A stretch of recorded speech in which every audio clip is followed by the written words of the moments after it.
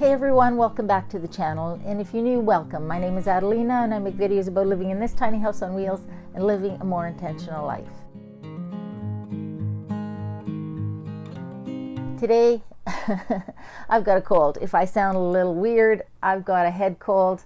My sinuses are giving me a headache. I would like to blame my kid, Jamie, for passing me along their cold, but they're in Calgary, so I can't even blame them for that.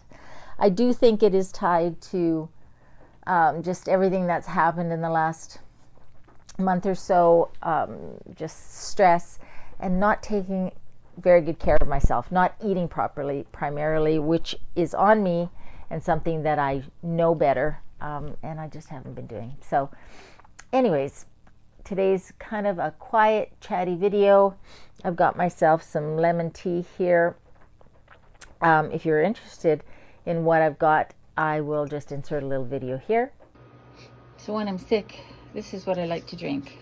Some sort of a lemon tea. I've got this Stash Meyer lemon, caffeine free. And then I add a little bit of extra lemon. And then I add this, which is a vegan honey substitute, just to add a little bit of that sweetness, but no actual honey. So that's what I'm drinking. And then at bedtime, this Yogi Restful Sleep, usually with a little bit of this in it as well, and a little bit of lemon, just to help me sleep.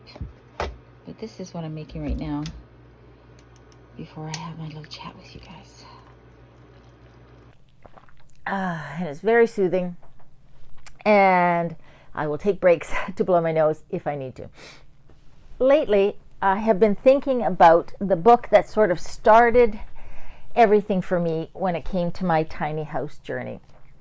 And it was the book called The Big Tiny by Dee Williams. A lot of you who are tiny house enthusiasts know who Dee Williams is. She's kind of like the mother of the tiny house movement. And she's just awesome. And this was a book that I picked up very early into my tiny house dreaming journey because I had heard about her. So when I saw this at the bookstore, I picked it up, and it actually, I don't know how to say it, it inspired me so much. It's one of these books that I would recommend anyone read for any reason, but especially if you are, at all intrigued, enamored, in love with the idea of the tiny house. But there's so much in this book. It's such a great story. It's a biography, basically. And she has such a wonderful story to tell. But the reason I've been thinking about this book, and I picked it up again and am rereading it, is because right now I don't have a stove. I don't have propane. And it made me think of her because, well, I'll explain. So last Good Friday, I realized I was out of propane. I have one of those 80-gallon tanks.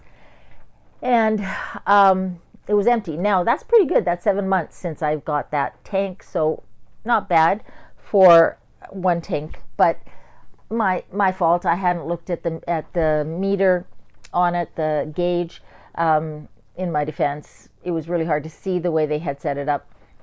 But I was out of propane, so I called, left a message, and then on the following Monday, the propane company called me back. And I explained to them that I was going to be moving and I wouldn't need a full tank. Could they just give me maybe a quarter of a tank? And they can't do that. It's a full fill up or nothing. So then I asked, well, can I get a refund for the propane that I don't use? And she said, well, you can try and get one. You can ask for one. You can sort of apply to get a refund. That just seemed way too complicated. So I basically said, just come get the tank. It's empty. I'm returning it because I'm renting that tank. Just come get it. Because the only things that work on propane in my house are my stove and my furnace. And I figured, well, it's April. I don't need my furnace. Of course, it's been rainy and cold, unseasonably rainy and cold. But that's okay. I have space heaters. And I figured I have an electric induction cooktop that I bought from Facebook Marketplace, basically to make recipe videos going forward, because my stove is so hot on propane, and I could set that somewhere that would make filming easier, so I could use that. But what's happened is, because it's been so cold, it's been chilly in here in the mornings. I don't like to run a space heater overnight, and I'm trying to, not have my electricity bill go crazy. So it's been chilly in here, and it's been just a little bit uncomfortable, which made me think of Dee, just to bring that all the way around. It made me think of Dee, because at the beginning of her book, she talks about the fact that she's in her tiny house. She's got a little propane heater that she installed, but she's afraid to use it overnight for fire safety reasons, even though she's installed it properly and it's safe to run. She's got this irrational fear of fire. So she curls up in her loft with her dog in a sleeping bag and long johns, all bundled up. And she is comfortable, but slightly uncomfortable. And it made me think about the fact that we go through life, I go through life, never being uncomfortable. Things are always warm enough. Things are always comfortable. I'm very fortunate. I live in Canada. I am solidly middle class. I don't worry about having clean water to drink, having a warm home, having a home, all of those things. And so we just go through our lives basically on remote control, always being comfortable. We rarely feel real hunger. We don't feel real cold. We never really have that feeling of discomfort in our regular everyday lives. And now I'm sort of reminded of the fact that when it's 13 degrees in here in the mornings, that's Celsius. I'm not sure what that is Fahrenheit, but I'll put it on the screen. And I have to turn a little space heater on to warm things up as I get myself ready. That's a little uncomfortable. But you know what? Being a little uncomfortable makes you feel alive. And it reminds you that maybe being a little uncomfortable is not a bad thing. And she talks about that in her book, but she also talks about a concept that I just love. And it's the concept of enough. Are we comfortable enough? Are we happy enough? Was she? And it's so interesting. So because it's a rainy day and because I'm sick, I'm just going to talk about that. I'm going to read some of the quotes in her book that I just absolutely love, that talks about that concept of, are we happy enough? And so some of her quotes, sorry for my sniffling, by the way. Some of her, I'll try to edit them out, but if I miss any, some of her quotes are so interesting. She says here, and she's talking about the fact that it's winter time. She's in Portland, Oregon, and it's cold in the mornings. It's cold when she goes to bed because she turns that heater off and she never runs it at night. And that's what she's talking about, that feeling of being cold. And instead, I mosey off to the loft in a not-so-sexy pair of wool underwear, curl into a poofy ball, along with Rudy, that's her dog, and together we sleep, happily enough. These days, I find that I am happy enough in the way that I am warm enough. The goal isn't bliss, or even comfort in some cases. The goal is to feel alive. And I totally get that. I think that that's what I have forgotten, is that the goal isn't to be constantly blissfully happy. The goal is to feel alive, and in order to feel alive, you have to feel some discomfort. I think that is just universally true. Again, if you live in a part of the world where you're just struggling to survive, struggling to have enough to eat, to have enough to stay warm and safe, that is not what I'm talking about. I'm talking about those of us who are fortunate enough to live in developed countries where we have all of the comforts at our disposal.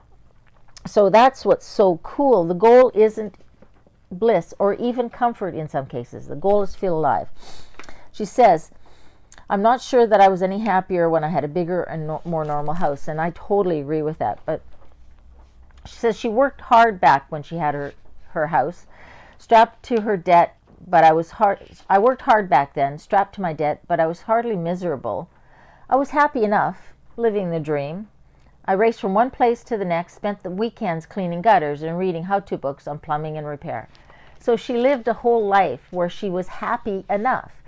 She was living the life that society, that, her parents, everyone around her was living, which was, having a mortgage, working for the weekends, and then spending a good portion of those weekends maintaining the house so that she could enjoy it for a short period of time before she rushed off back to work on Monday so she could work all week to afford that house, which is probably very familiar for a lot of us. Certainly was my life before I changed. My house is warm enough is what I might eventually realize as I fall asleep mummified in my sleeping bag, and later I'll wake up to see the clouds are sprinting across the moon like a movie where the director wants you to think time is passing very quickly. Nature can be like that. I choose the 85% success rate. So basically what she's saying here is that what she chose was being happy 85% of the time and uncomfortable the other 15% of the time. And I think that's because that's what made her feel alive, what makes her feel alive. And I totally agree with that. That was something that really kind of blew my mind, because I was searching and failing for happiness 100% of the time. As you guys know, if you've watched my previous videos, there's a lot going on in my life right now. There's a lot of changes that are having to be made. And I would say that while those challenges are not ones that I would have chosen, I'm not necessarily unhappy. I'd say I'm about 85% happy.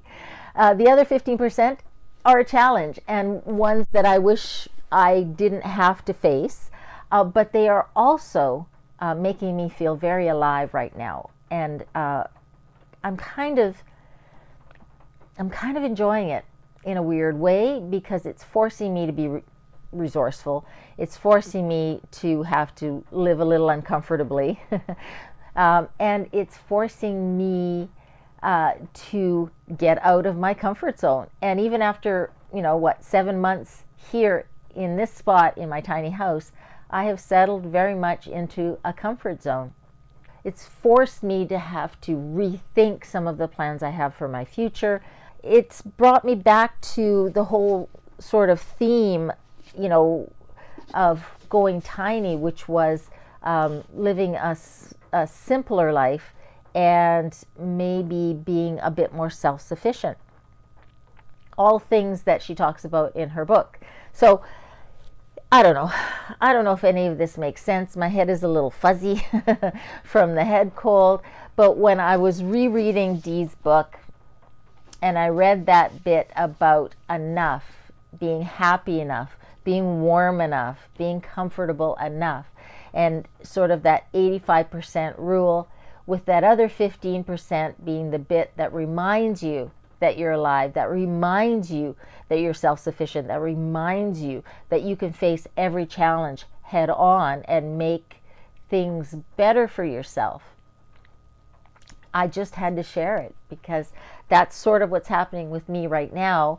And I love it. I got to admit, I love having to figure things out. I love reminding myself that I'm not a passive observer in my life. I'm an active participant, that my life is not going to happen to me. I'm going to happen to it.